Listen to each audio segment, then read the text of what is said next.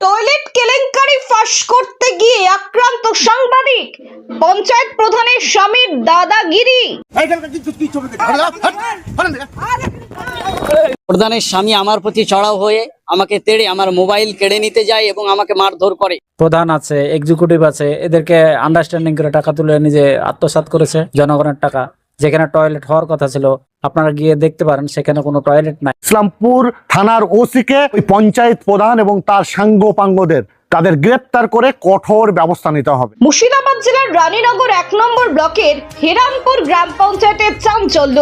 সরকারি টয়লেট নির্মাণের টাকা আত্মসাতের অভিযোগ ঘিরে উত্তেজনা ছড়িয়েছে এলাকা জুড়ে। অভিযোগ, হিরামপুর পঞ্চায়েতের প্রধান সরকারি প্রকল্পের টয়লেট নির্মাণে অনিয়ম করেছেন। বিরোধী সদস্যরা মুখ্যমন্ত্রী সহ একাধিক সরকারি দপ্তরে লিখিতভাবে অভিযোগ জানান প্রধানের বিরুদ্ধে সরকারি অর্থ আত্মসাতের। এই অভিযোগের সত্যতা যাচাই করতে ঘটনাস্থলে পৌঁছান স্থানীয় সংবাদ মাধ্যমের প্রতিনিধি বশির আহমেদ। কিন্তু এরপরই ঘটে চাঞ্চল্যকর ঘটনা। অভিযোগ, পঞ্চায়েত প্রধানের স্বামী আফতাবউদ্দিন সরকার ওরফে সুবের এবং তার কয়েকজন অভিযোগী বশির আহমেদের উপর চড়াও হন। তাকে মারধর করা হয় এবং মোবাইল ফোন ছিনিয়ে নেবার চেষ্টা হয়। কোন ক্রমে প্রাণে বেঁচে ফিরে আসেন সংবাদকর্মী। এই ঘটনায় সাংবাদিক মহলে তীব্র ক্ষোভ ছড়িয়েছে। প্রশ্ন উঠছে, দুর্নীতির সত্যতা প্রকাশ করতে গেলেই কি আক্রান্ত হতে হবে সংবাদকর্মীদের? মুর্শিদাবাদ ডিজিটাল মিডিয়া ফেডারেশনের পক্ষ থেকে ঘটনার তীব্র নিন্দা জানানো হয়েছে। সঙ্গে অভিযুক্তদের অবিলম্বে গ্রেপ্তার করে কঠোর পদক্ষেপ নেবার দাবি জানানো হয়েছে পুলিশ প্রশাসনের কাছে। সরকারি প্রকল্পে টয়লেট দুর্নীতি, তার তদন্ত করতে গিয়ে আক্রান্ত সংবাদ। এই ঘটনা আবারও প্রশ্ন তুলছে, সত্য তুলে ধরাই কি আজ অপরাধ? আজকে হেরামপুর অঞ্চলে একটি টয়লেটের দুর্নীতির অভিযোগ তোলে হেরামপুর অঞ্চলের বিরোধী মেম্বারেরা। তারা লিখিতভাবে ডিএম মুখ্যমন্ত্রীর কাছে লিখিত অভিযোগ করে সেই অভিযোগের ভিত্তিতে আমি প্রধানের কাছে বাইট নিতে যাই। প্রধানের স্বামী আমার প্রতি চড়াও হয়ে আমাকে তেড়ে আমার মোবাইল কেড়ে নিতে যায় এবং আমাকে মারধর করে, প্রাণনাশের হুমকি দেয়। সেই সময় আমার ওই যে লেখা পোস্টটি তুলে নিতে বলে, তাই প্রধানের স্বামী আমার প্রতি চড়া হয়ে মারধর করে, মোবাইল কেড়ে নিতে যায়। আমি কোনো রকম আমি নিজের জীবন রক্ষা করে আমি থানাতে আজকে প্রধানের স্বামীর বিরুদ্ধে আমি থানাতে ডায়েরি করেছি। আমি এর সুষ্ঠু তদন্ত এবং এর বিচার চাই।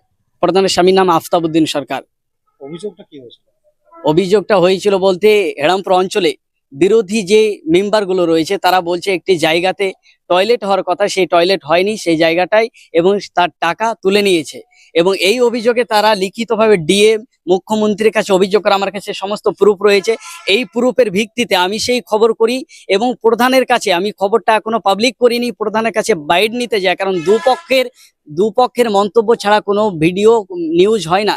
সেজন্য আমি প্রধানের কাছে বাইট নিতে গেলে প্রধানের স্বামী আফতাবউদ্দিন সরকার আমার প্রতি চড়াও হয় এবং আমার মোবাইল কেড়ে নিতে যায়, আমাকে প্রাণনাশের হুমকি দেয় এবং মারধর করে।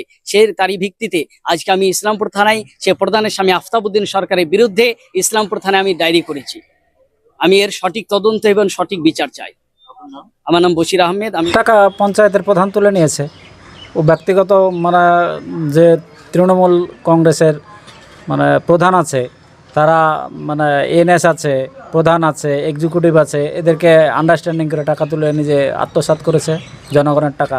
যেখানে টয়লেট হওয়ার কথা ছিল, আপনারা গিয়ে দেখতে পারেন সেখানে কোনো টয়লেট নাই। আজ পর্যন্ত 2023-24 একটা টেন্ডার ছিল, 2023-24 থেকে এটা 25 সাল, এখনও কোনো টেন্ডার হয়নি, অথচ টাকাটা আমাদের বিলটা উঠে গেছে। এদের আমাদের কাছে তথ্য প্রমাণ সব কিছুই আছে। অবশ্যই আমাদের কাছে প্রমাণ আছে, বিল উঠে গেছে। তাহলে জনগণের কাজ, জনগণকে আমাদের ওই জায়গায় বুঝিয়ে দেওয়ার কথা, অথচ জনগণের কাজ হয়নি, বিলটা উঠে গেছে। তাহলে টাকাটা কে খাবে? প্রধান নিঃসন্দেহে খেয়ে নিয়েছে। এর জন্য আমরা যেখানে যেখানে যাওয়ার দরকার সেখানে গিয়েছি, আরও যেখানে যেখানে যাওয়ার দরকার সেখানে যাব। এর সঠিক বিচার চাই আমরা। আমার নাম রফিকুল ইসলাম, হেরামপুর পঞ্চায়েতের বিরোধী দলনেতা। বশির আহমদ সে লোকাল একজন সাংবাদিক, আর সে সাংবাদিকতা করতে গিয়ে আক্রমণ হলো। এটা একটা নিন্দনীয় ঘটনা। তার কারণে এই সাংবাদিকরা আছে বলে পলিটিক্যাল যারা লিডার তারা কিন্তু এই আমাদের থেকেই নিউজ করে, তারা কিন্তু বিভিন্ন রকম তাদের বক্তব্য জানায় এবং সেটা এলাকার মানুষ কিন্তু জানতে পারে। একটা পঞ্চায়েত প্রধানের স্বামী, তার সাহস কি করা হয় যে একটা সাংবাদিকের গায়ে হাত দেওয়া? তাই মুর্শিদাবাদ ডিজিটাল মিডিয়া ফেডারেশনের 115 জন সদস্য যারা আছি, আমরা কিন্তু ভবিষ্যতে ইসলামপুর থানার ওসি যদি কোনো রকম ব্যবস্থা না হয়, পরবর্তীকালে কিন্তু আমরা ওই থানাতে গিয়ে বসে পড়ব। ওখানকার ওসিকে কিন্তু তার উত্তর দিতে হবে কেন ব্যবস্থা নেওয়া হলো না। আমরা ডিজিটাল মিডিয়া ফেডারেশন এখন শুধুমাত্র এই মুর্শিদাবাদ না, গোটা পশ্চিমবঙ্গের মধ্যে সবচেয়ে বড় সাংবাদিকদের সংগঠন। আর সেই ডিজিটাল মিডিয়া ফেডারেশনের মধ্যে মুর্শিদাবাদও আমাদের সব থেকে বড় সংগঠন। আর তার গায়ে যদি কেউ মনে করে আঁচড় দেব, তার ব্যবস্থা কিন্তু আমরাও নিতে পারি। তার কারণ গণতন্ত্রের চতুর্থ স্তম্ভ মিডিয়া আজকে ছোট বড় হয়তো কেউ ভাবছে, কিন্তু আমরা মোটেই না। ডিজিটাল মিডিয়া ফেডারেশন এখন মেইন স্ট্রিম যে মিডিয়াগুলো আছে তারাও কিন্তু এখন ডিজিটাল প্ল্যাটফর্মে চলে এসেছে, অর্থাৎ তাদের খবরও ইউটিউব ফেসবুকে এখন ছাড়ে। তা সুতরাং আমরা কোনো মতেই যে ডিজিটাল মিডিয়া সাংবাদিক বলে আমরা কোনো মতে ফেলনা নয়। ইসলামপুর থানার ওসিকে ওই পঞ্চায়েত প্রধান এবং তার সাঙ্গপাঙ্গদের তাদের গ্রেপ্তার করে কঠোর ব্যবস্থা নিতে হবে। আমার নাম স্বপন কারিকর, রাজ্য ডিজিটাল মিডিয়া ফেডারেশনের সহসভাপতি এবং মুর্শিদাবাদ জেলার ডিজিটাল মিডিয়া ফেডারেশনের সভাপতি।